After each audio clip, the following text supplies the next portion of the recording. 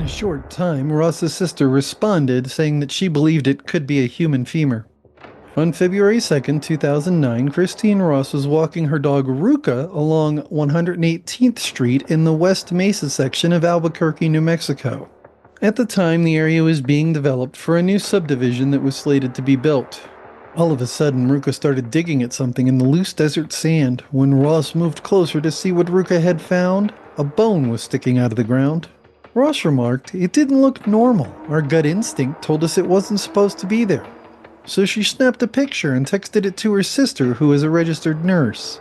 In a short time, Ross's sister replied, stating that she believed it could be a human femur. With this information, Ross contacted the local police, who immediately quarantined the area and started looking for bones. They were not prepared for what they found. Police spent the next 2 months excavating the site around the clock and pulling human bones out of the ground. Eventually, they unearthed the remains of 11 women and an unborn child.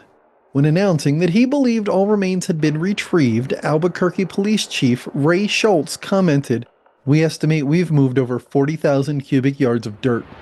It would take police over a year to identify all of the remains they recovered. We'll get to that right after my ridiculously obnoxious trigger warning. Roll the intro.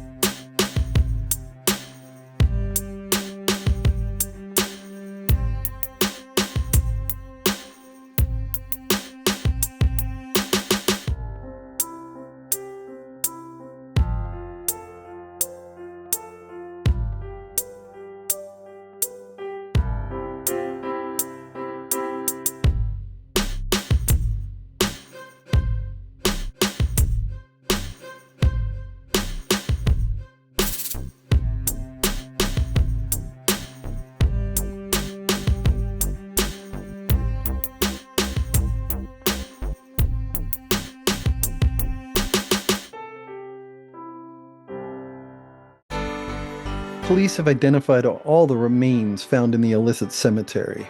Let's meet them. This is 15-year-old Jamie Barella. When Jamie walked out of a family gathering with her cousin in 2004, no one suspected it would be the last time they would see her alive. She was identified by unknown means on January 26, 2010. This is 27-year-old Evelyn Salazar. She is the cousin Jamie left the family gathering with. She was identified November 17, 2009 by DNA experts at the University of North Texas. Salazar's mother Myra complains they didn't deserve what they got. It's awful what happened to them. They all had families that care for them. This is 22-year-old Monica Candelaria. It is sad, but all we can say for certain is she died sometime between 2002 and 2005. This is 26-year-old Victoria Chavez. She was first reported missing in 2005. She was the first recovered victim to be identified. She had a history of drug addiction and sex work. In the months leading up to her disappearance, she was living at home working in fast food and considering going to school for nursing.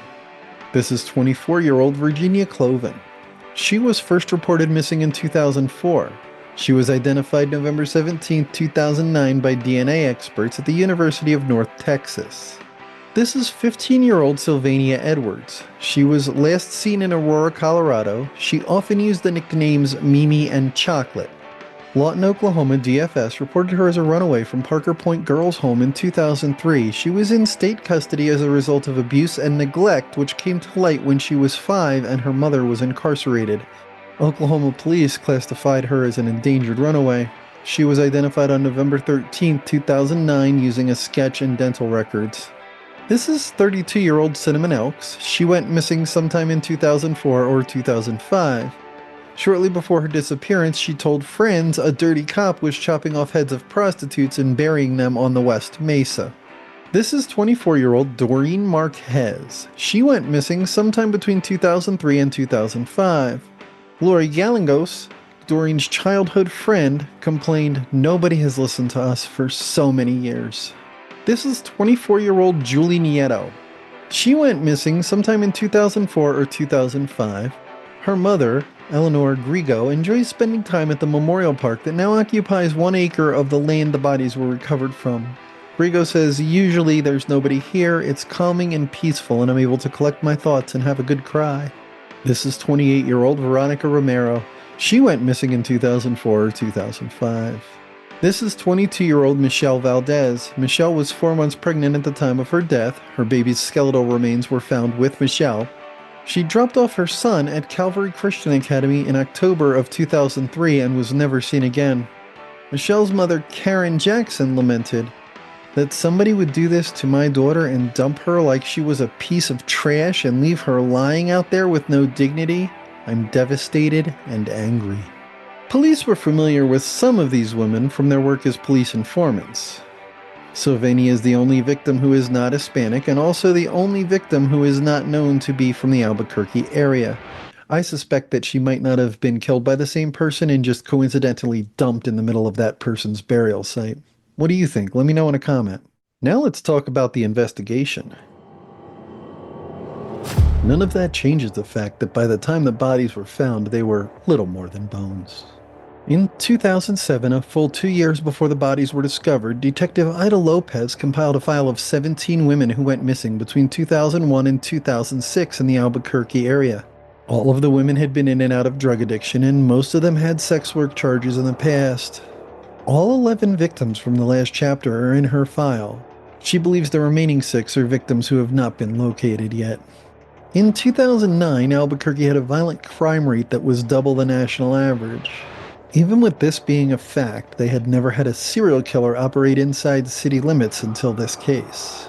A communications and journalism professor as well as true crime author Dirk Gibson commented, "You can't have a cold case. In this case, there was almost nothing but bones." Police state that the case is not now and never has been cold. To them, a cold case is one that sits on a shelf and is not being actively investigated. And this case has been actively investigated since the first bones were uncovered in 2009. Even today, detectives receive and trace down hundreds of leads a year on this case, as well as continuing to retest evidence as new technologies and methodologies emerge. None of that changes the fact that by the time the bodies were discovered, they were little more than bones. This left forensic specialists and medical examiners with no choice but to determine that the cause of death for all 11 women and the unborn child was homicidal violence of an unspecified type. As police continue to trace down tips, they have investigated 4 other possible burial sites in the Albuquerque area. 3 of them yielded no results. The 4th, which was close to the original illicit cemetery, was found to contain ancient bones not relevant to recent homicides. This makes me wonder if the dump site was chosen because of its proximity to this ancient burial site. The killer may have done that in an attempt to conceal the crimes, thinking that if the bones were found, they would simply be assumed to be part of the ancient burial site. During the same time this case was coming to light, Albuquerque police were enduring massive scrutiny due to 2 scandals that rocked the department. Between 2009 and 2012, over 20 suspects were shot and killed by police. The inquiry determined that most of these homicides were unconstitutional and resulting from use of excessive force. Additionally, a New Mexico State police officer and an Albuquerque police officer were found to be co-conspirators in the sexual assault of several sex workers in the Albuquerque area, which could give credence to Elk's comment about a dirty cop. Even with all these obstacles to overcome, police have found 3 credible suspects over the years. Let's take a look at them. The prostitute stopped disappearing after his death as well. At one point, police questioned Texas death row inmate David Leonard Wood. A Crime Stoppers report put him on the Albuquerque police force's radar. How the report came to light is a story unto itself. One of the appeals filed by Wood's legal team included a copy of the report in their evidence. The lawyers were claiming that the exculpatory report had not been released to them in a timely manner. El Paso Crime Stoppers reported that they have forwarded the report to the Albuquerque police. The report claimed that Wood had admitted to picking up prostitutes in the Albuquerque area in the 2004 to 2006 timeframe. It went on to indicate that either one such prostitute went by the names Mimi and Chocolate, or that 2 separate prostitutes had used those names. Names used by Edwards. The report also claimed that Wood stated he used narcotics to lure the women. Wood is a former El Salvadoran Special Forces member and a truck driver with ties to the drug trade. This ties in neatly with a theory that it is not a serial killer, but a sex trafficking ring disposing of women it no longer wants. The report also indicated that Woods could be responsible for murders of a similar nature in Milwaukee, Wisconsin. Ultimately, no evidence was found to link Wood to the 11 Albuquerque victims. Police also looked into Lorenzo Montoya, a pressman at a local printer who lived near the burial site. Police had arrested Montoya in 1998 when he sexually assaulted and strangled a sex worker. She escaped and reported the incident, leading to the arrest. At the time of the assault, Montoya only had $2 in cash on him, leading the police to believe that he never intended to pay the woman for her services. Then, in 2003, police responded to a domestic violence call and found Montoya was the aggressor in this situation as well. His at-the-time girlfriend reported that he beat her and did gross things to her, but would not elaborate on what she meant by gross things. She also stated that Montoya had threatened to kill her and bury her with lime. In 2006, Montoya contracted Sharika Hill for an at-home erotic dance session.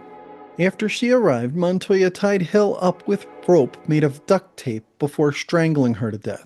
When Montoya attempted to carry the body to the trunk of his car, Frederick William, Hill's boyfriend, who was waiting outside, confronted Montoya. The confrontation resulted in Williams shooting and killing Montoya. It was deemed self-defense as both men were armed and Montoya was lugging around a dead body. When police searched Montoya's home, they found this video.